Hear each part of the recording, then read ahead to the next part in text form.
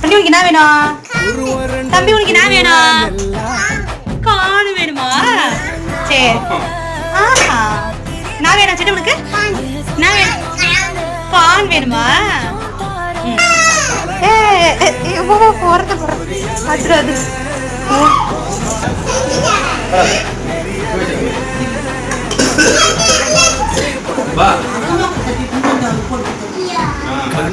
அவன் தனியா சூடா இருக்கும். என்ன தங்க குத்தியா என்ன சாப்பிடுற? காணா சாப்பிடு சாப்பிடு.